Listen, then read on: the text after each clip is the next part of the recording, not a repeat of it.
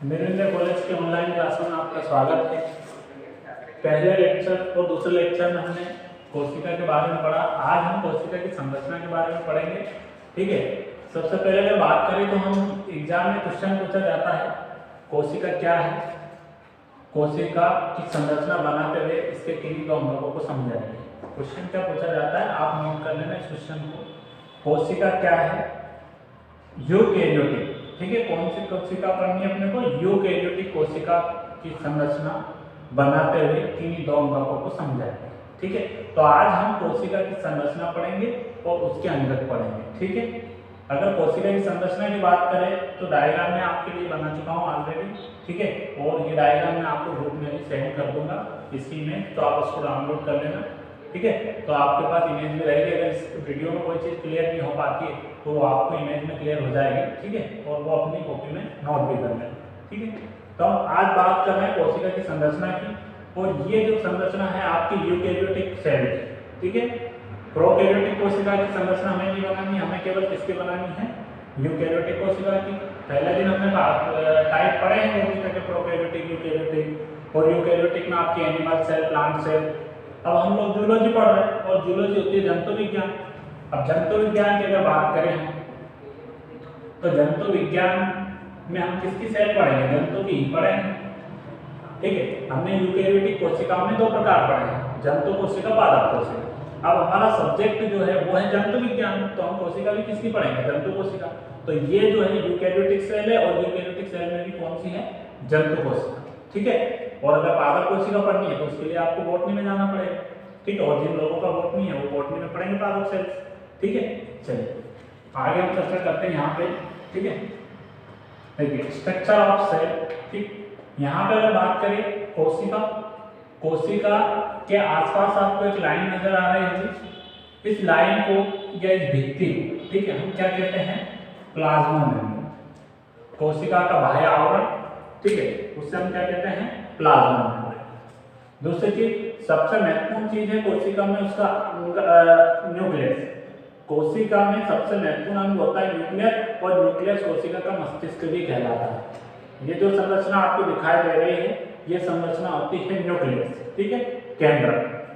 कुछ संरचना और इसमें हम पढ़ते हैं, जैसे साइटोप्लाज्म, कोशिका के अंदर का द्रव क्या होता है? साइटोप्लाज्म। ठीक है, एक संरचना आपको यहाँ दिख रही होगी सेंट्रियोल, माइटोकॉन्ड्रिया। ठीक है, हम विस्तार से इन चीजों को पहले चर्चा करते हैं। ठीक है, सबसे पहले बात करते हैं इसके बाह्य आवरण की। तो इसका जो बाह्य आवरण होता है वो क्या कहलाता है? आपका प्लाज्मा मेम्ब्रेन। ठीक, इसी प्लाज्मा मेम्ब्रेन के अंदर बहुत सारे अंगक और एक द्रव भरा रहता है। ये अंगक आपको दिख रहे होंगे, बहुत सारे अंगक नजर आ रहे होंगे, और उसके साथ एक द्रव आपको नजर आ रहा है। इसके अंदर एक द्रव पाया जाता है, इस प्रकार से डॉट डॉट डॉट आपको जो भी नजर आ रहा है वो द्रव है, और इस द्रव को हम कहते हैं साइटोप्लाज्म या कोशाद्रव। ठीक है, इस द्रव को हम क्या कहते हैं? साइटोप्लाज्म या कोशाद्रव। और हमने इसके बारे में पहले भी आपको बताया है कि साइटोप्लाज्म और न्यूक्लियोप्लाज्म, साइटोप्लाज्म और न्यूक्लियोप्लाज्म दोनों को मिलकर मैंने आपको प्रोटोप्लाज्म के बारे में बताया है। जिन लोगों ने पुराना वीडियो देखा है उनको पता होगा, और जिनने नहीं देखा है वो पुराना वीडियो देखे, तभी आगे की चीजें आपको समझ में आएंगी। ठीक है, कोशिका में साइटोप्लाज्म, कोशिका के अंदर जो द्रव भरा रहता है उसको हम क्या कहते हैं? साइटोप्लाज्म, कोशाद्रव या कोशिका द्रव। ठीक है, उसके बाद केंद्र के ऊपर आपको एक संरचना नजर आ रही होगी। ठीक है, सेंट्रल, इस प्रकार की संरचना आपको नजर आ रही होगी, डॉट। ठीक है, ये संरचना सेंट्रल कहलाती है। मैंने पिछले वीडियो में आपको बताया था कि सेंट्रल क्या होता है। ठीक है, और मैंने ये भी बताया था आपको कि सेंट्रियोल जिस कोशिका में नहीं होता है उस कोशिका में कभी भी विभाजन नहीं होता है। ठीक है, ये आपको मैंने पहले भी बताया कि जिस कोशिका में सेंट्रियोल नहीं पाया जाता है उसमें कभी भी विभाजन नहीं होता है। ऐसी कौन सी सेल, कौन सी कोशिका होती है? आपको उसको कमेंट में करना है, कमेंट करना है। उसके बाद में आपको बता ही रहा हूँ, लेकिन आपको वीडियो रोक के उसमें कमेंट्स करना है कि कौन सी सेल्स है जिनमें सेंट्रल नहीं पाया जाता, और सेंट्रल नहीं पाया जाता है तो उसमें विभाजन भी नहीं होता है। अब विभाजन कौन सी कोशिका में नहीं होता है? तो आंसर हो जाएगा आपका, ठीक है, मस्तिष्क की कोशिका। कौन सी कोशिका? मस्तिष्क की कोशिका, जिनमें सेंट्रल नहीं पाया जाता, और सेंट्रल नहीं पाए जाने के कारण इनमें कभी भी विभाजन नहीं होता है, और इसलिए जब भी किसी व्यक्ति को मस्तिष्क पर चोट लगती है तो उसकी तुरंत मृत्यु हो जाती है। ठीक, उसके बाद अगर हम बात करें माइटोकॉन्ड्रिया, तो माइटोकॉन्ड्रिया के बारे में आपने पहले भी पढ़ा है। माइटोकॉन्ड्रिया को कोशिका का क्या कहते हैं? ऊर्जा घर, पावर हाउस, क्या कहते हैं हम लोग? पावर हाउस या ऊर्जा घर या शक्ति केंद्र। ठीक है, या शक्ति केंद्र भी कहते हैं, बात एक ही है। ठीक है, और माइटोकॉन्ड्रिया ही कोशिका के अंदर श्वसन का कार्य करता है। माइटोकॉन्ड्रिया ही कोशिका के अंदर किसका कार्य करता है? श्वसन का कार्य करता है। और माइटोकॉन्ड्रिया की सबसे पहले खोज अल्टमान ने की थी। किसने की थी? अल्टमान। जबकि माइटोकॉन्ड्रिया को माइटोकॉन्ड्रिया नाम वैज्ञानिक सी वेंडा ने दिया। ठीक है, माइटोकॉन्ड्रिया की खोज किसने की थी? अल्टमान ने, और नाम किसने दिया? सी वेंडा। ठीक है, उसके बाद इंडोप्लाज्मिक रेटिकुलम होता है। ठीक है, इंडोप्लाज्मिक रेटिकुलम, अगर इसका हिंदी नाम आप जानना चाहेंगे तो अंतःपरद्रव्य जालिका होता है, तो उससे ज़्यादा बेटर ये कि आप इसको इंग्लिश ही जाने तो ज़्यादा अच्छा है। इंडोप्लाज्मिक रेटिकुलम को हम शॉर्ट में ER कहते हैं। क्या कहते हैं? ER, endoplasmic reticulum. ठीक है, इंडोप्लाज्मिक रेटिकुलम किसी कोशिका में दो प्रकार का होता है, एक रफ इंडोप्लाज्मिक रेटिकुलम, एक आपका स्मूथ रफ इंडोप्लाज्मिक रेटिकुलम। उसके बारे में आगे चर्चा करेंगे हम जब मैं आपको इंडोप्लाज्मिक रेटिकुलम पढ़ाऊंगा। ये होता है वैक्यूल। कोशिका के जब हमने अंतर पढ़े तो उनमें भी ये चीजें मैंने आपको बताया कि क्या होती है। ठीक है, और यहाँ बात करें हम वैक्यूल की, तो वैक्यूल मतलब होता है रिक्तिका। क्या होता है? रिक्तिका। वैक्यूल क्या होता है?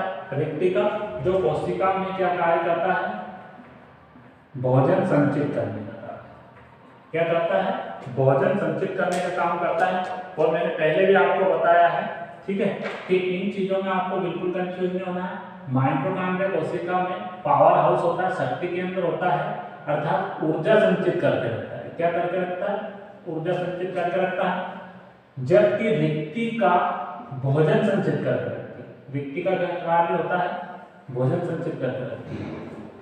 राइबोसोम्स, राइबोसोम्स भी बहुत महत्वपूर्ण अंग है। राइबोसोम्स जो होते हैं वो कोशिका के अंदर प्रोटीन का निर्माण करते हैं। किसका निर्माण करते हैं? प्रोटीन का निर्माण करते हैं, और इसीलिए राइबोसोम्स को प्रोटीन फैक्ट्री कहते हैं। ठीक है, और राइबोसोम की जो खोज है वो पहले ने की थी। राइबोसोम की खोज किसने की थी? पहले। ठीक, उसके बाद अगर बात करें गाल्गी बॉडी, ये गाल्गी उपकरण, तो गाल्गी बॉडी की खोज कैमिलो गाल्गी ने की थी। किसने की थी? गाल्गी बॉडी की खोज कैमिलो गाल्गी ने। ठीक है, ये एक न्यूरोलॉजिस्ट है।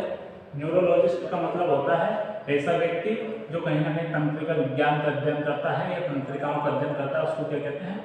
न्यूरोलॉजिस्ट। तो कैमिलो गाल्गी ने गाल्गी बॉडी की खोज की, ये गाल्गी बॉडी। ठीक, उसके बाद अगर हम बात करें तो यहाँ पे लाइसोसोम, लाइसोसोम का आपको पता है कि लाइसोसोम को कोशिका की आत्महत्या की थैली कहते हैं। क्या कहते हैं? आत्महत्या की थैली।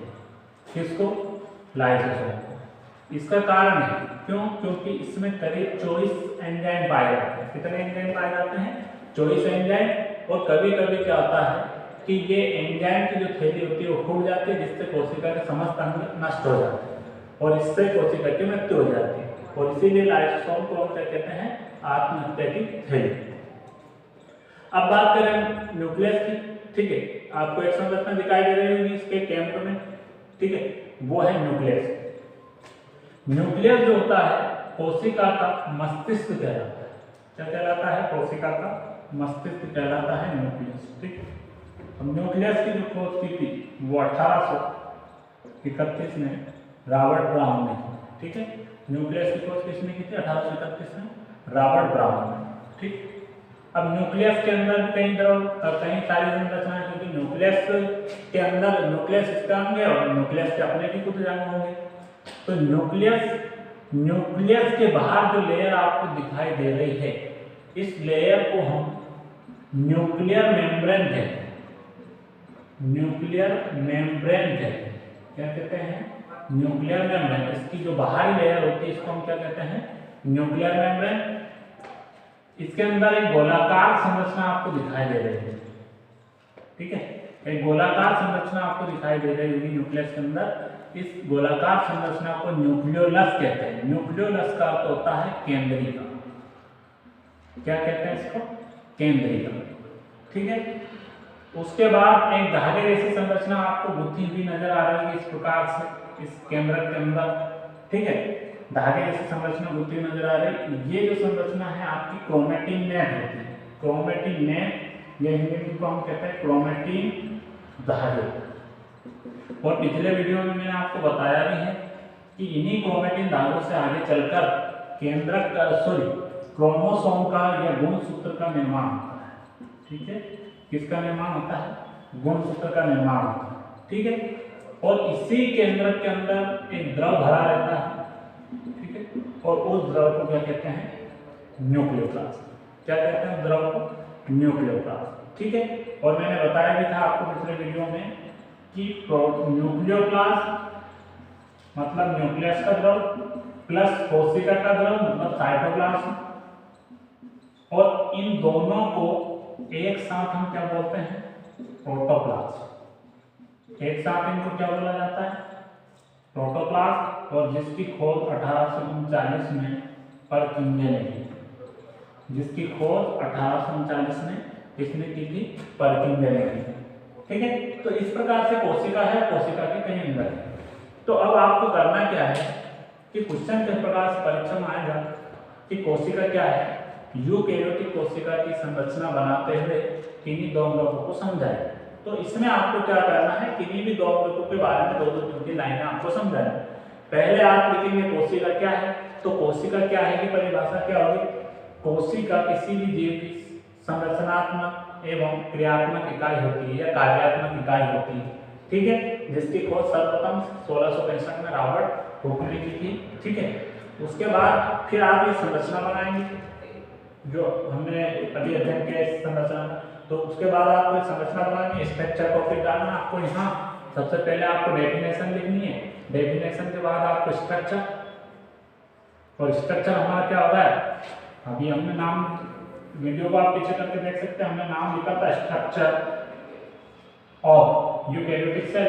तो स्ट्रक्चर हमने बनाया, फिर स्ट्रक्चर में नामकरण आपको करना है। उसके बाद फिर आपको इनमें से किन्हीं भी दो अंगों को समझाना है। कितना समझाना है? जैसे मैंने आपको अभी बताया इसे, जैसे मान लीजिए कि आपने समझाया इसमें कि हमें माइटोकॉन्ड्रिया को समझाना है, तो माइटोकॉन्ड्रिया के बारे में इसमें इतना समझा देना है आपको कि भाई माइटोकॉन्ड्रिया की खोज सर्वप्रथम अल्थमान ने की थी, और यहाँ कोशिका का पावर हाउस होता है, और यहाँ ऊर्जा संचित करके रखता है, और यहाँ कोशिका के लिए श्वसन का कार्य भी करता है। इतना आपको समझाना है। एक और किसी भी न्यूक्लियस को ले लिए, न्यूक्लियस को समझा दिया कि न्यूक्लियस क्या है। तो न्यूक्लियस की खोज सर्वप्रथम 1831 में रॉबर्ट ब्राउन ने की थी।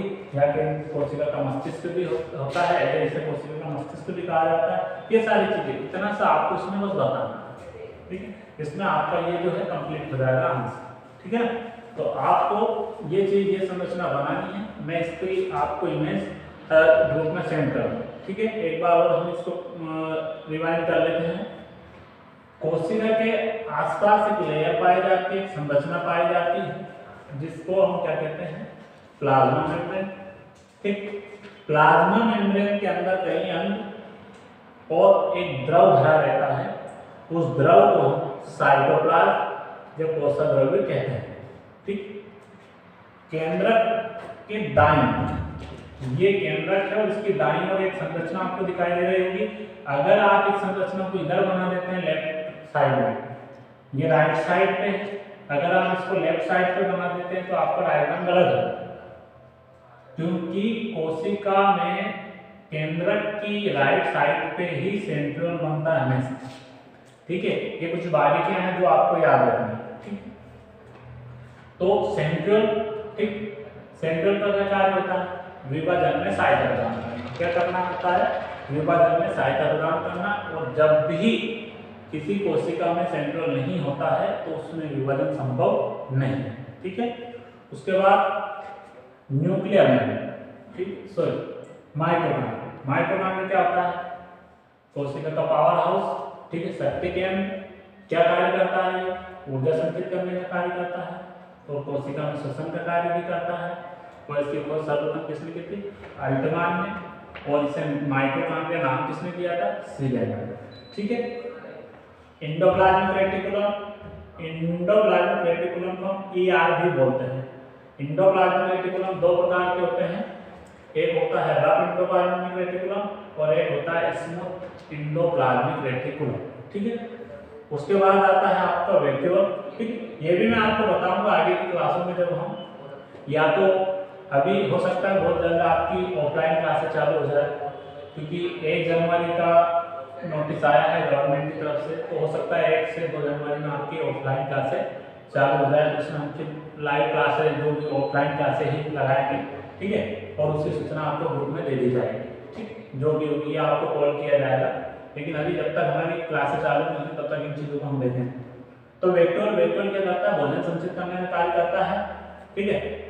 और एंडोप्लाज्मिक रेटिकुलम की हम बात कर रहे थे, तो एंडोप्लाज्मिक रेटिकुलम को मैं आगे समझाऊंगा, वैक्यूल को भी हम डिटेल में पढ़ेंगे, राइबोसोम को भी डिटेल में पढ़ेंगे। लेकिन अभी हमारे लिए इतना जरूरी है कि इस कोशिका में कौन कौन सा एंड होते हैं, किसने खोज की। अभी हमारे लिए केवल इतना जरूरी है कि इसके अंदर कौन कौन सा है, वो तो आगे हम सारे डिटेल में पढ़ेंगे। ठीक है।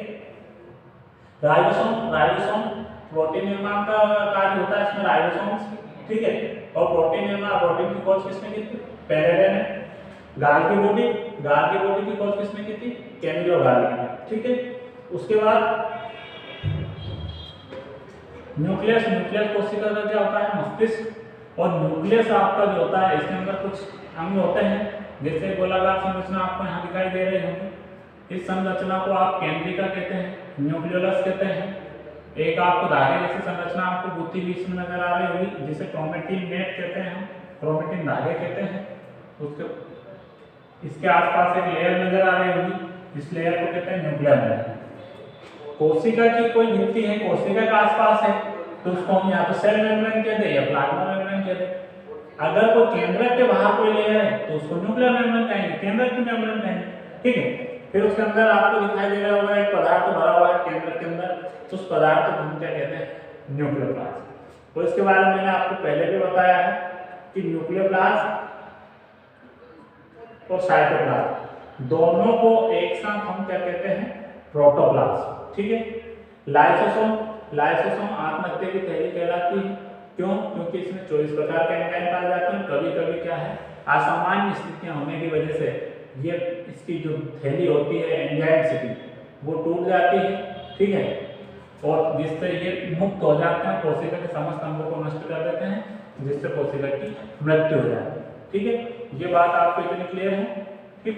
तो ये कोशिका की संरचना हो गई। अब आपको 2 अंग के बारे में इसमें समझाना है। हमने सब समझ लिया, लेकिन आपको कितना, केवल एग्जाम में कितने समझाने हैं? 2। हाँ, अगर ऐसा आपसे पूछा जाए कि माइटोकॉन्ड्रिया क्या है, माइटोकॉन्ड्रिया की संरचना बनाएंगे, तो फिर वो माइटोकॉन्ड्रिया का मेथड फिर अलग हो जाता है ना। उसके बारे में फिर अपने को पूरा पढ़ना पड़ेगा। ठीक।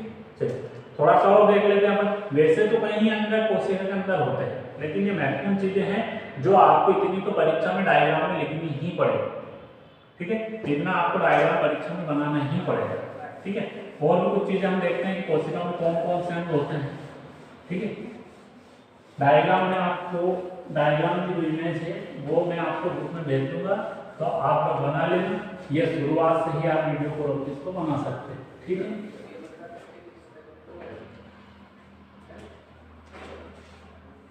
यहाँ पे सेल को इस प्रकार से 2 भागों में हमने बांटा। ठीक है। एक होता है आपका प्रोटोप्लास्ट,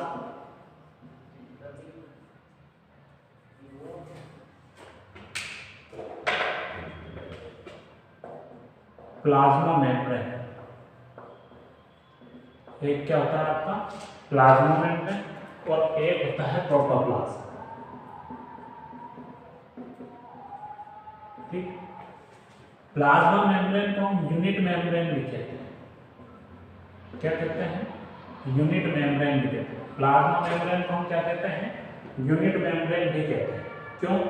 क्योंकि इसके अंदर जितने भी अंगक है उनमें कई मेम्ब्रेन्स पाई जाती है, अर्थात ये मेम्ब्रेन्स के ऊपर मेम्ब्रेन्स होती है, इसलिए इसको हम क्या कहते हैं? Unit membrane. इसके बाद कोशिका में प्रोटोप्लाज्म में कई अंग होते हैं। ठीक है। इसके बाद कोशिका में प्रोटोप्लाज्म में कई अंग होते हैं। अब मैंने आपको बताया प्रोटोप्लाज्म का मतलब क्या होता है, साइटोप्लाज्म प्लस न्यूक्लियोप्लाज्म। अर्थात इसमें हम सारी चीजें पढ़ लेंगे कि भाई प्रोटोप्लाज्म क्या होता है और न्यूक्लियोप्लाज्म क्या होता है, और इन दोनों को एक साथ हम क्या बोलते हैं, प्रोटोप्लाज्म। ये कोशिका का द्रव होता है और ये आपका केंद्रक का द्रव होता है। ठीक, अब इनमें जितने भी अंग होंगे वो सारे हम पढ़ेंगे। आजीवित रचनाएं कुछ होती है, आजीवित रचनाएं, और कुछ रचनाएं ऐसी होती है जो आपकी कैसी होती है, ठीक है, यहाँ पे जीवित रचना, ठीक है। तो उधर अगर हम बात करें, ठीक है,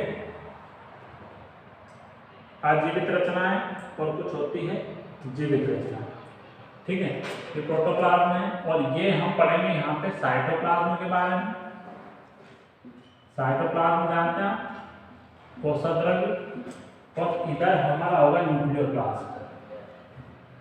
या पहले हम समझ लें इसको न्यूक्लियस, ठीक है, इसको क्या समझेंगे, न्यूक्लियस, ठीक है। इधर साइटोप्लाज्म में प्रोटोप्लाज्म जितना भी होगा, फिर उधर हम क्या पढ़ेंगे, न्यूक्लियस या केंद्रक, है ना। न्यूक्लियस को क्या कहते हैं, केंद्रक। अब क्या क्या संरचना हमने इसमें बनाई है वो सारी चीजें हम लोगों को पढ़नी है, ठीक है। सबसे पहले अगर आजीवित रचनाओं की बात करें तो इसमें वैक्यूल होते हैं, दूसरी चीज आयल बिंदु होते हैं, ठीक है, और उसके बाद तीसरी चीज जो आपकी होती है अन्य अंग, ठीक है। आजीवित रचनाओं में वैक्यूल, आयल बिंदु और अन्य अंग में और भी ऐसे अंग हैं जो आपके बहुत सारे होते हैं, बहुत ज्यादा। अब इसमें आपके साइटोप्लाज्मिक ऑर्गन्स, मतलब ऐसी चीजें जो साइटोप्लाज्म में आती हैं। अब साइटोप्लाज्म में काफी चीजें हमने भी पढ़ी, कौन कौन सी चीजें पढ़ी है, नाम बताइएगा, कमेंट्स करना है आप लोगों को उन चीजों के नाम। हालांकि मैं लिखने जा रहा हूँ, लेकिन आप लोगों को वीडियो रोक के और कमेंट्स करने के भी कौन कौन सी चीजें हमने साइटोप्लाज्म के अंदर पढ़ी है, ठीक है। अब साइटोप्लाज्म के अंदर हमने क्या क्या पढ़ी है, mitochondria, lysosome, Golgi body, ribosome, ER जानते हैं आप लोग क्या होता है, कितने लोग जानते हैं ईआर, है ना, सभी को जानना चाहिए, क्योंकि ईआर अभी हमने पढ़ा है एंडोप्लाज्मिक रेटिकुलम, ठीक है। उसके बाद और भी सारी चीजें पाई जाती है, प्लास्टिड्स, माइक्रोट्यूब्यूल्स, ठीक है। ये सारी चीजें हमने चित्र में नहीं दर्शाई है क्योंकि काफी चीजें हो जाएगी, फिर आप डायग्राम में कुछ महत्वपूर्ण नाम जो आपको परीक्षा में लिखने हैं वही मैंने डायग्राम में आपको बताए हैं, अन्यथा नाम में तो काफी आपको मिल जाएंगे इसमें, ठीक है ना। लेकिन इसलिए हमने ये नहीं बताया आपको ताकि आपको ज्यादा इसमें एक्स्ट्रा आपको नहीं करना पड़े, ठीक है। और भी बहुत सारे जैसे माइक्रोसोम्स, ठीक है, और उसके बाद सेलिया एंड फ्लैजिला, ऐसी बहुत सारी चीजें कोशिका के अंदर पाई जाती हैं जीवित रचनाओं में, ठीक है।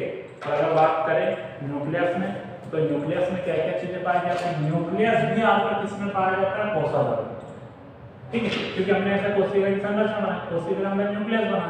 अब ये जो पूरा जो पदार्थ भरा हुआ है ये क्या है, साइटोप्लाज्म, ये कोशिका।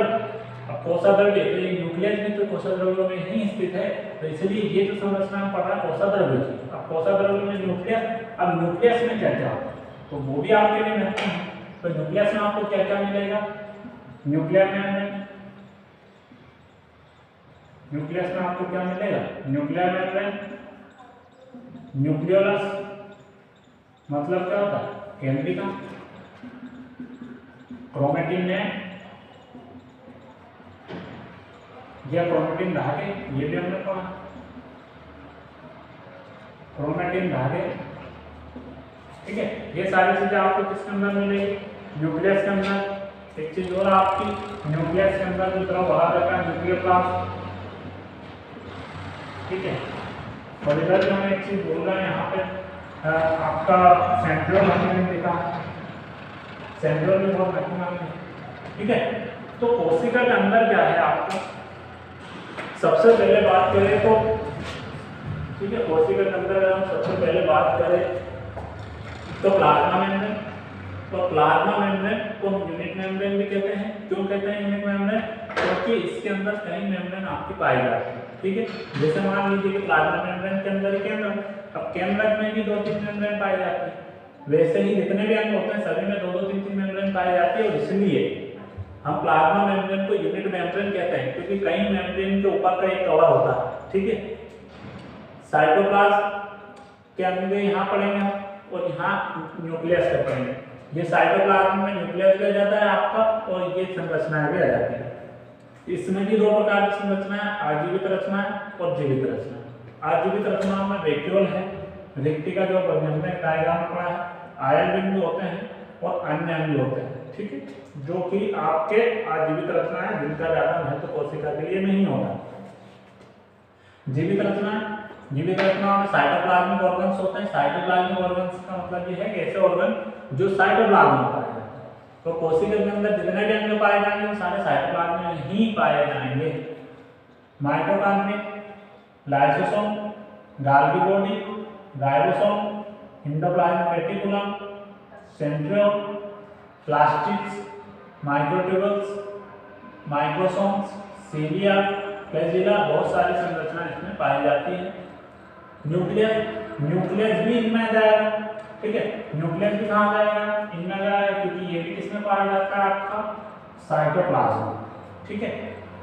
और न्यूक्लियस में कौन कौन सी संरचना पाई जाती है? तो न्यूक्लियस में हम देखेंगे न्यूक्लियर मेम्ब्रेन, न्यूक्लियोलस, क्रोमैटिन, ठीक है, और न्यूक्लियोप्लास्ट। इतनी संरचना आपकी कोशिका के अंदर आपको पढ़ने को मिलेगी। अब इनमें कुछ महत्वपूर्ण संरचना जैसे mitochondria, lysosome, Golgi body, ribosome, endoplasmic reticulum, centriole, ठीक है, और उसके बाद न्यूक्लियस, ये सारी चीजें हम विस्तार से अगली जो कक्षा है हमारी होगी उसमें पढ़ेंगे, ठीक है। इतना भी आपको इतना याद बस रखना है कि प्लाज्मा मेम्ब्रेन, ठीक है, ये कोशिका है, कोशिका का ये बाह्य आवरण जो कहला रहा है वो क्या कह रहा है? प्लाज्मा मेम्ब्रेन, ठीक।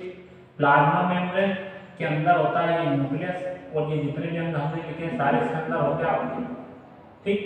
और ये आपका केंद्रक की बात करें तो केंद्रक के अंदर जितने भी अंग होंगे वो हमें अलग पड़ेंगे, ये वाले, ठीक। और यहाँ इस वाले पार्ट में ये कौन सा पार्ट है? साइटोप्लाज्म। इसमें जितने भी अंग है वो सारे हमने यहाँ लिखे हैं कि भाई ये कौन कौन से अंग है, और हमने पिछले डायग्राम में भी ये सारी चीजें, तो आप डायग्राम में चीजों को मिला सकते हैं, ठीक है ना। और ये चीजें आपको ध्यान में रखनी है ना, ठीक। उसके बाद यहाँ देखें तो साइटोप्लाज्म में कौन कौन सी चीजें, माइटोकॉन्ड्रिया, लाइसोसोम, गाल्गी बॉडी, जितनी भी चीजें ये जो आपको डायग्राम में नजर आ रही है, ठीक। उसके बाद इधर बात करें न्यूक्लियस, ठीक, न्यूक्लियर मेम्ब्रेन, न्यूक्लियोलस, क्रोमैटिन, न्यूक्लियोप्लास्ट, ये सारी संरचना आपकी किसमें पाई जाती है? ये केंद्रक में पाई जाती है, ठीक है। लेकिन अब आपको एक चीज इस डायग्राम में ये समझनी है कि केंद्रक भी साइटोप्लाज्म में ही पाया जाता है। ये जो केंद्रक है न्यूक्लियस, ये भी किसमें पाया जाता है? साइटोप्लाज्म में ही पाया जाता है। जैसे मैंने यहाँ पे किया था बाद में, तो ये साइटोप्लाज्म में पाया जाता है, ठीक है। अब इतना आप लोगों को इस में पढ़ना है कोशिका में, आगे इसके अंगों को हम विस्तार से पढ़ेंगे। और अगर ऐसी व्यवस्था हुई कि ऑफलाइन क्लास अगर चालू होती है आपकी, तो ऑफलाइन क्लासों के बारे में हम लोग ऑफलाइन में फिर ऑफलाइन ही पढ़ेंगे, ठीक है। तो आज के लिए आपका इतना ही।